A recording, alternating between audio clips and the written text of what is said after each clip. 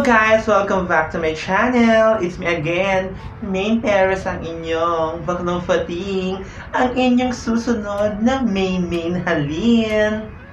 And for today's video mga sis, isang hair vlog na naman ang aking gagawin. Na-miss ko to, tagal kong di nag-hair vlog kasi busy sa salon, sobrang daming client, di ba? Hindi na ako makapag-vlog. Pero binidyoan ko naman yung mga client na ginawa ko. Mga piling artista lang syempre. At syempre mga piling buhok na kung saan pwede kong ipaliwanag sa inyo kung ano yung mas magandang gawin, kung ano yung dapat sa kanya. At para sa video na to ay isang hair rebond with color ang aking ginawa. Using the product here in my salon, ito lagi yung ginagamit ko kasi nung nagamit ko to, lahat ng nagawa kong client, maganda naman yung result. At ito na siya.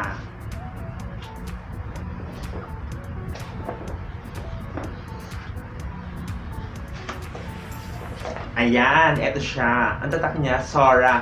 Kung makikita niyo yung last video ko, yung binangkulay ko sa friend ko sa mga brats, using SORA, yung blue yung hair. At ito naman, yung ginamit ko sa pag-rebond. Meron din silang pang-rebond. Ayan, SORA product. SORA Straightener Cream Iron Perm. Ayan. Salon product, A and B siya. At meron din siyang isang variant. Ayan. Ito naman yung SORA with argan oil. Nagamit ko na rin to, kaya lang hindi pa ako nakakagawa ng video. Pero sa mga susunod kong video, ipapakita ko sa inyo gamit to. Pero sa video na to, ito muna yung ipapakita ko sa inyo. Kasi nagamit ko na to. Maganda siyang gamitin kasi pwede sa natural hair, pwede sa may kulay. Kahit sabihin mo na yung hair is babad sa kulay, nagagamit ko to para mapaganda yung buhok ng client. Siyempre, nasa gumagawa naman yung wala naman yun talaga sa gamot. Kasi kahit anong gamot yung gamitin mo, kung talagang yung mismong gumawa, hindi siya ganun kagaling or hindi siya ganun ka-professional, sasabi din yung gawa. Kahit mamahalin yung gamot na gamit mo, hindi pa rin gaganda yung buhok. Nasa gumagawa pa rin. Pero siyempre, nasa practice, sa tagal ng pagtatrabaho sa salon, sa tagal na ginagawa mo yung trabaho na to, talagang ma-detect mo kung ano yung mga gamot na pwede sa gantong buhok, sa natural, sa may kulay, or sa kinky. At kung hindi ka pa subscriber sa aking channel, please click subscribe. Click the bell button para updated ka sa aking mga latest videos, sa aking mga ginagawang kalandian, at syempre sa aking mga hair vlog. Importante hair vlog kasi yun talaga yung aking forte. Oo, kasi nga hairdresser ako. So, yun talaga yung kailangan kong tutukan, yung pag-hair vlog. Bonus na lang yung mga events ko. Okay, without further ado, kagaya namang ginagawa ng ibang vlogger. Without further ado, let's start! Ayan guys, kung mapapansin nyo po, ang hair ng ating client is 100% white at ang kanyang previous rebond ay more than 1 year na. Ayan, kung mapapansin nyo po, sinection ko yung hair side by side, tapos yung top, inangat ko gamit ang clip. Yung hair niya is may kulay, kaya ini-sprayan ko ng tubig bago ko applyan ng gamot. Yung bandang batok, hindi siya rebonded, kumbaga natural hair na lahat siya dahil 1 year na nga. Kaya okay lang na applyan ko from roots hanggang ends yung hair. Ayan, kung mapapansin nyo po, dapat section by section yung apply ng gamot at dapat damihan nyo yung gamot, huwag nyo tipirin. Kasi kailangan lahat ng hibla na applyan, kailangan ma-distribute nyo ng maayos yung gamot. Hindi pwedeng pachi-pachi. Dahil ang sikreto ng pagre-rebond nasa unang apply ng gamot. Dahil yun yung pang-unat. Kung nagtataka po kayo kung bakit mas inuna ko yung rebond bago ko siya kinulayan, is dahil yung bagong tubo na white is 1 inch lang naman. At the same time, yung hair niya is hindi namang kinky. At 1 year na rin yung huli niyang rebond. Kaya okay lang na mas inuna ko yung rebond para mas safe. Dahil after naman ng rebond, pwede ko naman siyang kulayan. Naniniwala po ako na ang bawat hairdresser ay may kanya-kanyang diskarte sa paggawa. For me, sa hair na to, mas okay kapag inuna ko muna yung rebond bago ko kinulayan. Pero, depende po yun sa buhok dahil pwede nyong unahin yung kulay bago nyo i-rebond, especially kung yung buhok is virgin hair. Kaya always remember, bago ako gumawa, analyze the hair first.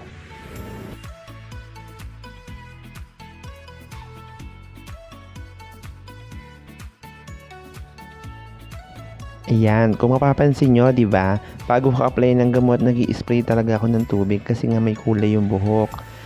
Tapos, kailangan pag-apply mo ng gamot, dapat suklayin mo siya. Lama, suklay, para yung lahat ng hair nalalagyan.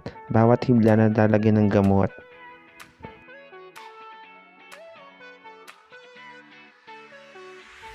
At kung mapapansin nyo, ang ina-applyan ko is roots hanggang half. Kasi yung kalahati ng hair niya sa harap is may previous rebond pa. So, hindi pwedeng apply ng gamot yung mga dating rebond. Mamaya na yung a-apply ng gamot kapag niretouch na.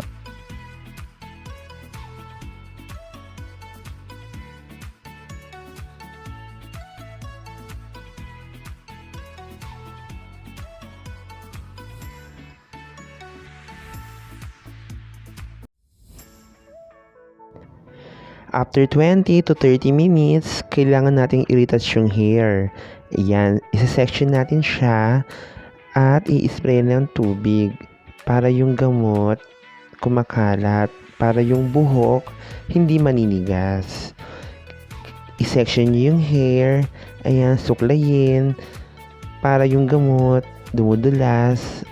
At importante kasi dyan is ma-spray ng tubig. Kasi kapag hindi nyo siya in-spray ng tubig, maninigas yung buhok.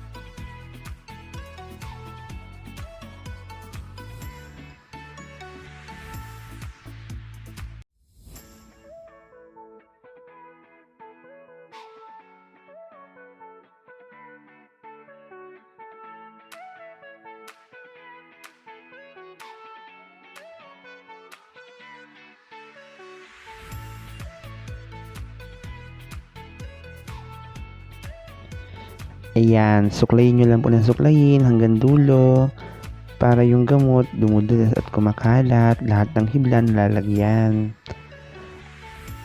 After nyo pong suklayin, ibabad nyo po ulit ng 15 hanggang 20 minutes. Dapat almost 1 hour na siya. Pero syempre kailangan mag-strand test or knot test. Kaya lang hindi ko po na-videohan. At kapag okay na po siya, pwede na po siya banlawan using conditioner. At as you can see, nakikita nyo po, ini-sprayan ko po ng hair protect yung hair para bago siya i-blower at bago siya planchahin. Meron po siyang protection sa init. Blower the hair hanggang sa matuyo. At start na po tayong mag-plancha. section by section, kailangan maninipis, okay?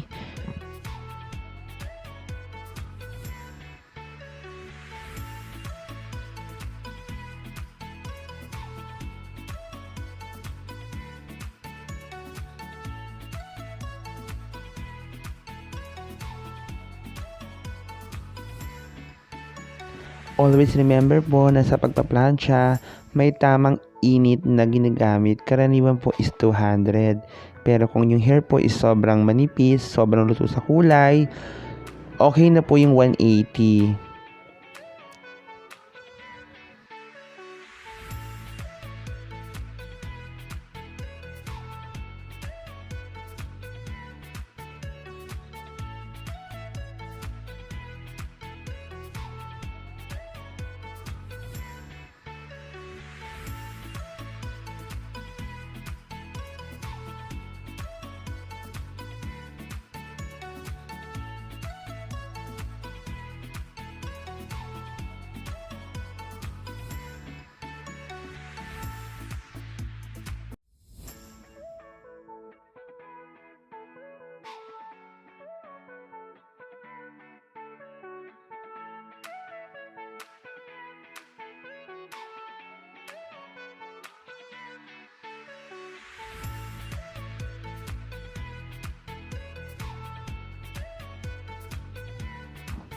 Okay, after magplansya, time na po para i-apply natin ang letter B or neutralizer. Section the hair. Kagaya po ng una, lagi po kayo mag-uumpisa sa batok. At kailangan po, huwag niyong titipirin yung gamot. Kailangan bawat hibla, ma-applyan ng gamot.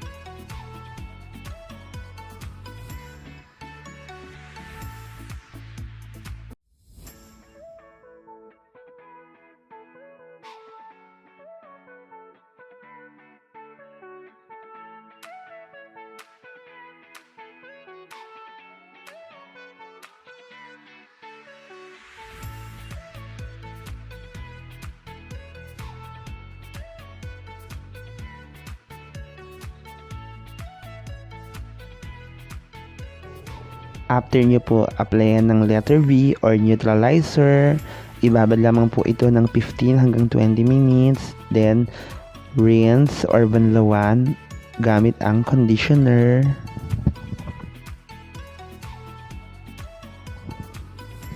It's time to color na po mga sis. Ayan po, ang napili ko po sa kanya dahil sobra-sobra ang white niya is medium brown.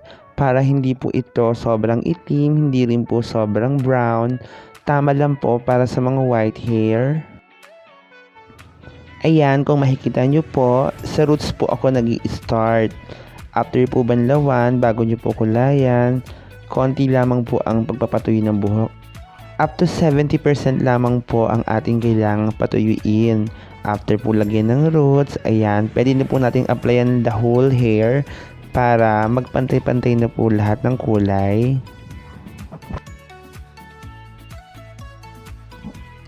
After 20 minutes, ibabad lamang po ang kulay at pwede na po itong banlawan using shampoo and conditioner.